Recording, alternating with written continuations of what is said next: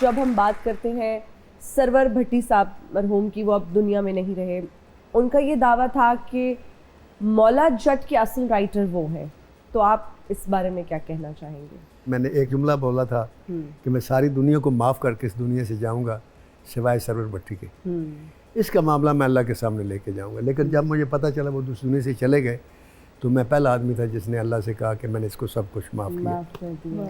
देखिए, मैं राइटर हूँ ना, मैंने मौला जट लिखी, फिर शेर खान लिखी, फिर चंद वरियाम लिखी, फिर कातिल की तलाश लिखी, फिर पत्नी क्या क्या लिखी, 414 फिल्में। राइटर था तो लिखी ना। सरवर भट्टी की आप फिल्में देख लें, वैशी जट से मौला जट बनी।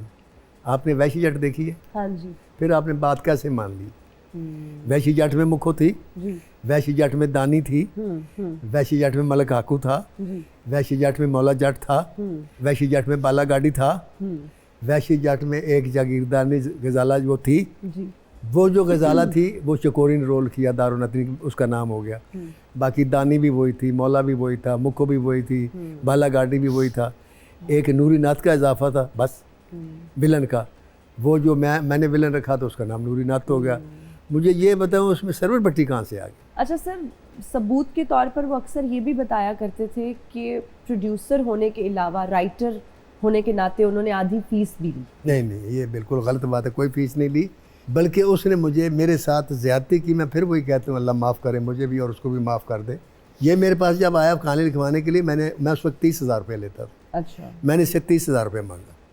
इसने कहा जी मैं 30,000 नहीं दे सकता। मैंने कहा मैं फ़िल्म नहीं लिख सकता। ये चला गया। दूसरे दिन उसी कमरे में याद इसके साथ मेरा ब्रदर इन लॉ था। अच्छा। उसको लाया, मलक इकबाल उनका नाम था। तो उसने कहा यार मैं आ गया हूँ तो दस हूँ की करना है। मैं क्या इसको मैं 30,000 मंगिया सी, हूँ तुसी आ गए हूँ ये जो देगा मैं ले लवांगा। उन्होंने कहा जी तुसी बड़ी खूबसूरत गल की नाज साहब। उसने 1,000 रुपया मुझे एडवांस दिया, कहता बाकी ताड़ी पेमेंट तो मैं आज चैक लिख के रख देंगा, जिस दिन मेरा सिक्रेट दोगे मैं तुम्हें चैक दे देंगे। मैं कहा जी ठीक है। मैं फिल्म लिख दी थी। फिल्म लिखने के बाद मैं दे दी। इस दौरान मेरी गड्डी खराब हुई। उन्हें कहा जी वो मेरी वर्कशॉप है दोस्तों उत्थे भेज दो। वो तो पौने 6,000 बिल बनया, वो उन्हें पे कर दिते। मेरे को पौने 7,000 रुपया आ गया। जिस वे फिल्म का स्क्रिप्ट मुकाम मैं आख्या जी बकाया पैसे दे दो। कहता नहीं जी तुसी क्या सी जो मैं देंगा तुसी ले लोगे। क्या सी ने मैं क्या सी तो मैं फिर नहीं देने। मैं क्या ओके। और उसके बाद फिर फिल्म सुपरहिट भी हो गई। उसने पता नहीं कितने कमाए, मेरे घर में मिठाई का डब्बा तक नहीं है। मैंने फिर उसकी जानवरियाँ फिल्म लिखी। उसने तो ज़िंदगी में कभी ओरिजिनल फिल्म ही नहीं कभी कंसीव की। जानवरियाँ मैंने मेरे से लिखवाई, मलंगी की कापी। उसके बाद मिर्ज़ा जट बनाई, मिर्ज़ा जट की कापी। बाज़ार हुसन बनाई, वो कोरा कागज़ की कापी। ये एक आदमी फिल्म एक कापी बनाता तो वो दावा करता है जी मैं राइटर हूँ। फिर चलो राइटर था तो मैंने एक एंकर से कहा यार तुम बार बार मेरे ते सवाल कर दो, सरवर भट्टी को एक छोटी जी नहीं मौला जट और लिख दो। आप देखें, आप दावा करती हैं कि मैं राइटर हूँ तो कोई कहानी तो लिखे ना आप मेरे सामने। एक मैंने फिल्म लिखी थी मेला, उस पर बेस्ट राइटर का अवार्ड भी मिला था जी। उस मेला को जियो ने एज इट इज़ बना के रख दिया। वो खई के नाम से टीवी सीरियल बनाई जिसकी पत्नी कितना बिजनेस भी किया जी। मैंने कुछ नहीं कहा, मैंने कहा कोई बात नहीं। जितनी पंजाबी फिल्में थी इंडिया ने भी कॉपी कर ली। यहाँ पश्तो राइटरों ने वो मेरी पश्तो में कहानियाँ बेच दी। और सरवर भट्टी ने ये लेजेंड और मौला जट में मौला जट के टाइटल का भी 2 करोड़ रुपया ले लिया। इंडिया में कौन सी कहानी आपकी कॉपी की गई? कौन सी नहीं की गई आप पहले ये बताएं। 5 दफ़ा तो मौला जट बनी है ना, जिसमें 4 दफ़ा हीरो धर्मेंद्र था। और फिर उसने मुझे बुलाया आखिर तंग आकर 88 में और उसने कहा यार मैंने 4 दफ़ा मौला जट बनाई, 4 दफ़ा फेल होगी। वो तो यानी सुपर पहले तो बंदा सीधी वजह की है। मैं क्या धर्मेंद्र भाई इसकी वजह सिर्फ ये है कि आपके पास वो पंजाबी बोलने का अंदाज ही नहीं है। मैंने कहा शत्रुघ्न को आपने रखा, उसने कहा ऐस मुटार दे सिर तो चुन्नी किन्ने लाइया। मैं कहा ये पंजाबी नहीं है। पंजाबी है मेरी भैन का सिर किन्ने नंगा किया है, ये है पंजाबी। तो मैंने कहा ये चीज़ आप में कमी है तो नहीं होगी, ये नहीं होगी।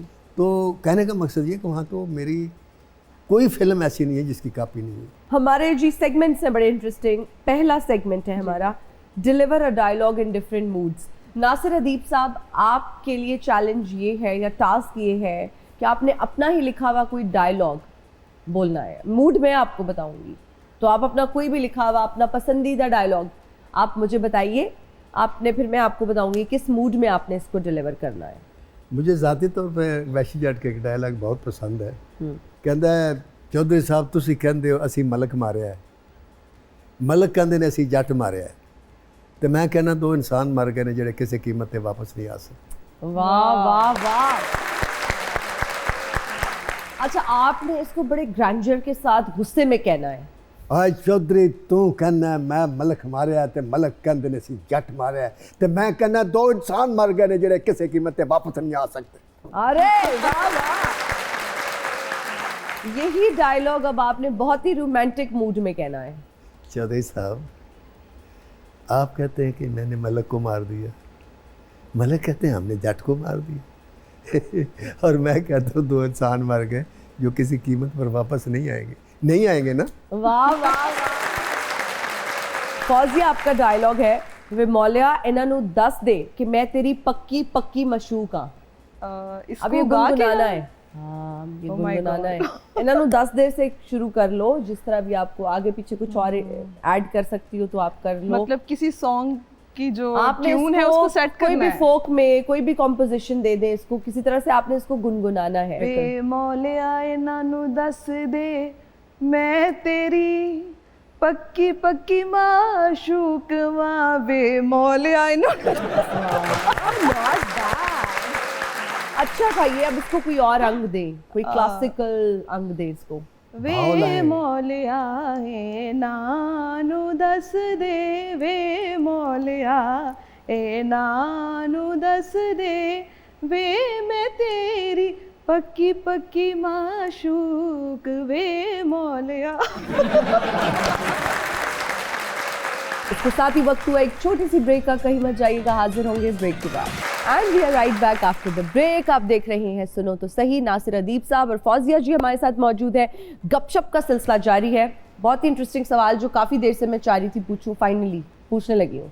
परवेज़ मुशर्रफ साहब आपके बैचमेट थे, आर्मी में चूंकि आप गए, तो कैसी दोस्ती थी या बस सिर्फ बैचमेट वाला ही हिसाब किताब था? दोस्ती कोई नहीं थी, बस सिलेक्शन हुई तो उसके बाद जब बस में आ रहे थे तो इतना मैंने उनसे पूछा कि निशान हैदर लेने का तरीका क्या है, क्योंकि मैं तो निशान हैदर के लिए गया था कि मशहूर हो जाऊंगा।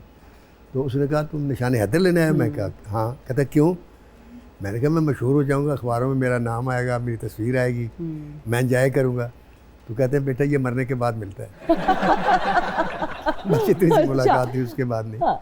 उसके बाद मेरी बेगम MP हुई, उनकी परवेज़ मुशर्रफ के साथ मुलाकातें भी हुई, लेकिन मैं ना कभी परवेज़ मुशर्रफ से मिलने की ख्वाहिश की, ना मैं चौधरी शुजा से मिला हूँ, ना कभी मैं परवेज़ इलाही से मिला हूँ। हालांकि उनके साथ हमारे फैमिली टर्म है। तो एक दिन मेरे बेगम ने बल्कि गिला किया कि वो अक्सर आपका पूछते आप क्यों नहीं मिलने जाते। मैंने कहा नहीं मैं मिलने नहीं जाऊँगा। वो बेगम खामोश होगी। तो मेरे से एक दोस्त ने पूछा क्यों नहीं मिलने जाते? मैंने कहा मैं इसलिए मिलने नहीं जाता कि लोग अक्सर कहते हैं कि मुझे अवार्ड क्यों नहीं मिलता। मैंने कहा मेरी बेगम MP है और कल अगर मुझे अवार्ड मिल गया तो सब आप लोगों ने कहना तनु बुढ़ी ने अवार्ड दो आता है। मैंने कहा मैं मिलने नहीं जाऊँगा और मैं नहीं गया। ओके। और मुझे अवार्ड मिला इमरान खान की दौरे हुकूमत में। इमरान खान के दौरे, वाह वाह।